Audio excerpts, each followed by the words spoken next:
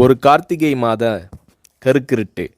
செங்கல்பட்டிலிருந்து படப்பிடிப்பை முடித்துக்கொண்டு எம்ஜிஆர் அவர்கள் நடுநிசி 12 மணி வாக்கில் காரில் வந்து கொண்டிருக்கிறார். கண் விழித்தவாறே தனது காரில் எம்ஜிஆர் அவர்கள் வந்து கொண்டிருந்த பொழுது வழியில் போலீஸ் உடையில் நின்ற ஒருவரை பார்க்கிறார். எம்ஜிஆர் அவர்களின் கார் அவரை கடந்து செல்கின்ற போது எம்ஜிஆர் அவர்களின் நெஞ்சில் பொறி தட்டுகிறது.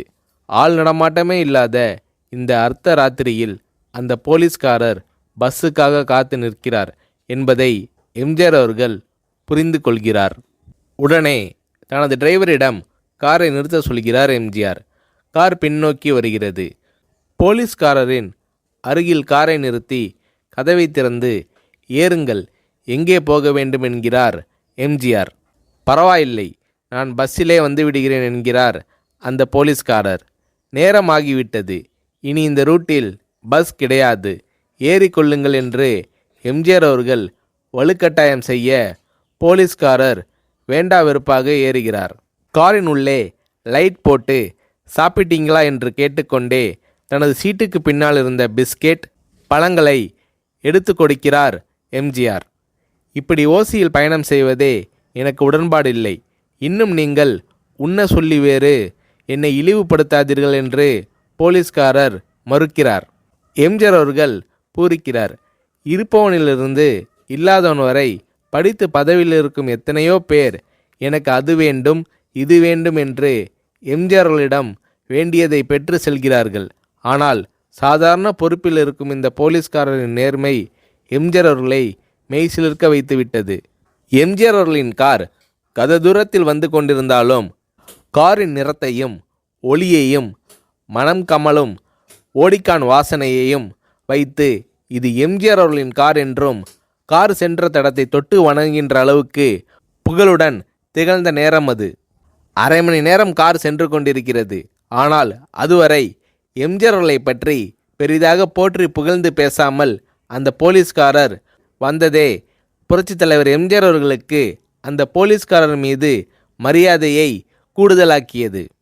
நான் தான் எம்ஜிஆர் என்கிறார் எம்ஜிஆர். கேள்விப்பட்டிருக்கிறேன் என்கிறார் அந்த போலீஸ்காரர். பொன்மனச்செம்மல் எம்ஜிஆர் அவர்களின் முகத்தில் கோபம் இல்லை, பதிலுக்கு பொன்முறுவல் மலர்கிறது. என் படங்களை பார்த்து இருக்கிறீர்களா என்று கேட்கிறார் எம்ஜிஆர். நான் சினிமாவே பார்ப்பதில்லை என்கிறார் அந்த போலீஸ்காரர். புரட்சித் தலைவர் எம்ஜிஆர் அவர்கள் இன்னும் பிரமிக்கிறார்.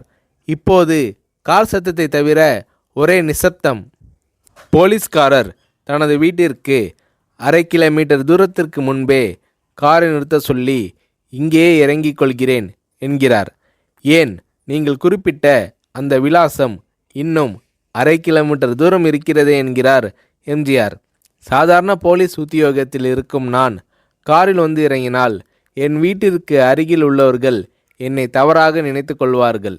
இதுவரை இப்படி நான் யார் காரிலும் ஓசியில் வந்து பழக்கமில்லை. நீங்கள் எவ்வளவு தூரம் செய்த உதவிக்கு நன்றி என்கிறார் அந்த போலீஸ்காரர். புரட்சித் தலைவர் எம்ஜிஆர் அவர்கள் அதற்கு மேல் எதுவும் பேசவில்லை. அவர் எந்த போலீஸ் ஸ்டேஷனில் பணிபுரிகிறார் என்பதை மட்டும் கேட்டு தெரிந்து கொண்டு கிளம்புகிறார். அடுத்த நாள் செங்கல்பட்டு போலீஸ் ஸ்டேஷனுக்கு ஃபோன் செய்து நான் எம்ஜிஆர் பேசுகிறேன் என்கிறார் எம்ஜிஆர். ஃபோனை எடுத்த டிஎஸ்பி உதறலோடும் உற்சாகத்தோடும் தலைவரே வணக்கம் என்கிறார்.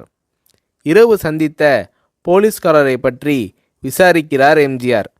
அந்த டிஎஸ்பி சொல்கிறார், நீங்கள் குறிப்பிடும் அவர் இன்று விடுப்பில் இருக்கிறார். அவர் கையூட்டு வாங்காதவர், கடமை தவறாதவர், காவல்துறையின் நேர்மைக்கு இவரே இலக்கணம். வெற்றிலை பாக்கு, பீடி, சிகரெட் போன்ற போதை வஸ்துக்கள், நாடகம், சினிமா போன்ற பொழுதுபோக்கு அம்சங்களையெல்லாம் இவர் அறியாதவர். கல்யாண வயதில் உள்ள 3 பெண்களையும் கரை சேர்க்க முடியாமல் கஷ்டத்தில் இருக்கிறார் என்கின்ற விபரம் டிஎஸ்பியால் எம்ஜிஆர் அவர்களுக்கு சொல்லப்படுகிறது. அவரை நாளை என் தோட்டத்திற்கு வர சொல்லுங்கள் என்கிறார் எம்ஜிஆர். கேட்டுக்கொண்ட டிஎஸ்பி உங்களோடு ஃபோனில் ஆளுக்கு ஒரு வார்த்தை பேச இன்ஸ்பெக்டர், சப் இன்ஸ்பெக்டர் உட்பட எல்லோரும் ஆசைப்படுகிறார்கள். ஃபோனை அவர்களிடம் கொடுக்கலாமா என்கிறார். எம்ஜிஆர் அவர்கள் கொடுங்கள் என்கிறார். பேசுகிறார். அந்த போலீஸ் ஸ்டேஷனே புண்ணியம் பெற்றதாக மகிழ்ச்சி அடைகிறார்கள் அந்த போலீஸ்காரர்கள். மறுநாள் அந்த போலீஸ்காரர் ராமவரம் தோட்டத்திற்கு அழைத்து வரப்படுகிறார்.